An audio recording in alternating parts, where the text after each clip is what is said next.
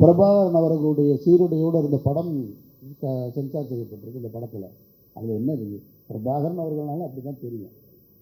அவர் வந்து அந்த சீருடையோடு இருக்கிறது தான், அதை மறைக்கணுன்றாங்க. சரி, மறைக்காது போங்க.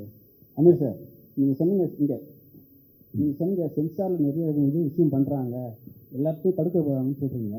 ஆனால் பின்னாடி பார்த்தீங்கன்னா ஃபுல்லாக காவியை தான் இருக்குது, கொடி ஃபுல்லாகவே. அதை ஏன் சென்சார் பண்ணலை?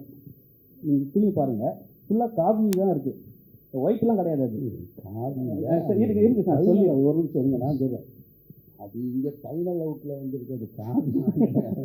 அப்போ இல்லை, இப்போ இல்லை அப்படி கேட்க வரல. என்னன்னா 3 கலர், அதில் நடுவில் ஒரு கலர். இல்லை சார், என்னன்னா காவி தான் பிரதானமாக தெரியுது அதில். சரி, அதை மட்டும் தூக்க விட மாட்டாங்க.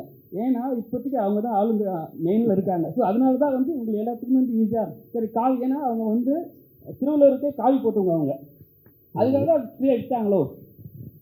அந்த ஆங்கிளில் நாங்கள் யோசிக்க, அது மேலே காவி கிடையாது.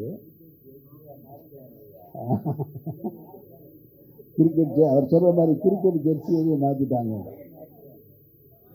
மேலே ஆரஞ்சு கரெக்டாக இருக்குது. இல்லை அப்படி நான் பண்ண முடியாது. ஜாதியை வச்சுலாம் முதல்ல நம்ம ஜாதியை வச்சு அரசியல் செஞ்சுருக்கிறத தான் நம்ம மாமன்னன் பார்த்தோம். அதை பொலிட்டிக்கல் செக்டர் கிண்டல் அடிக்க முடியாது இல்லையா? நான் உங்களுக்கு புரிஞ்சுக்கிறதுக்காக சொல்கிறேன், புரிஞ்சுக்கிறதுக்காக. இது யாரையும் காயப்படுத்துறதுல நீங்கள் கேட்டதை. இப்போ ஒரு வசனம் இருக்குது, ஒரு காவல்துறை அதிகாரியாக இருக்காரு, ரொம்ப நான் ஒரு பொறுப்பில் இருக்கேன், உயர் பொறுப்பில் இருக்கேன், இவரை நான் கேவலப்படுத்தணும்னா எப்படி போகிறேன்? என்ன கோட்டாவில் வந்தியா அப்படின்னு கேட்டால் நீங்கள் கேட்டது அதுதான். புரியுதா உங்களுக்கு? நீ என்ன கோட்டாவில் வந்தவனா அப்படின்னு கேட்டால் இல்லை நான் மேரிட்டுன்னு சொல்கிறாருன்னு வச்சுக்கோங்க.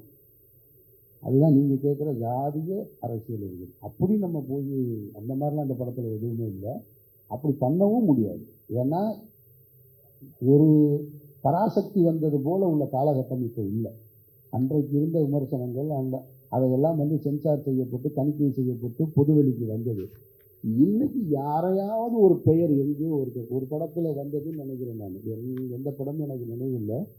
ராக்கெட் ராஜான்ற ஒரு பேர் ஒருத்தர் வச்சுருந்தாரு. உடனே ஒருத்தர் அவர் எங்கள் கட்சியோட தலைவரை சொல்கிறாங்க, சிறுத்தையா எங்கள் தலைவர் வச்சுருக்காங்கன்னு சொல்லி அதுக்கு வந்து தடை கேட்டாங்க.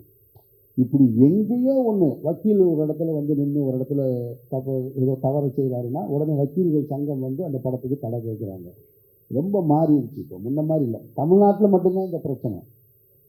ஹிந்தியில் இதெல்லாம் இல்லை. ஹிந்தியில் இதெல்லாம் தாண்டி வேறு படங்கள் வந்துக்கிட்டு இருக்கு, மலையாளத்தில் வந்துக்கிட்டு இருக்கு. தமிழ்நாடு மட்டும் ஏன் இப்படி இதில் சிக்கி சின்னாபின்னமாக போயிருக்குன்னு இப்போ வரைக்கும் யாருனாலும் விட கண்டுபிடிக்க முடியல. இதை தீர்ப்பதற்கான முயற்சியில் தமிழ் சினிமாவை சார்ந்தவர்களும் இல்லைன்றதை மறுக்க முடியாத உண்மை. அதான் சார். சார், இப்போ வந்து படம் பண்ணியிருக்கீங்க, தொடர்ச்சியாக வந்து உயிர் தமிழுக்கு மட்டுமே டோட்டலாக அவ்வளோ ப்ரொமோஷன் பண்ணியிருக்கீங்க. அடிக்கடி 2 நாளைக்கு ஒரு வாட்டி ப்ரெஸ் மீட்டு சீமன் வந்து பார்க்குறாரு. என்ன காரணம்? தேட்டர் உங்களுக்கு கிடைக்கலையா? என்ன உயிர் தமிழுக்கு தமிழ்னாவே பிரச்சனை, அதுக்காக உங்களுக்கு பிரச்சனை கொடுத்துனே இருக்காங்களா? அதெல்லாம் ஒரு பிரச்சனை இல்லை. அதை தான் சொன்னேன். நான் போன ப்ரெஸ் மீட்டில் நான் சொன்னேன், வந்து ஒரு தயாரிப்பாளர் பின்னாடி இருந்து நிறைய சங்கடங்களை கொடுத்துட்டாரு. கடைசி வரைக்கும் சொல்ல மாட்டேங்க அவர் பேர். இப்போ சொல்கிறேன். வேணாம்மா, வேணாம் வேணாம் வேணாம் வேணாம் வேணாம் வேணாம் கடந்து போயிடுவோம். நம்ம இன்னொரு ப்ரெஸ் மீட்டில் நம்ம டீட்டெயிலாக நம்ம சொல்லலாம்.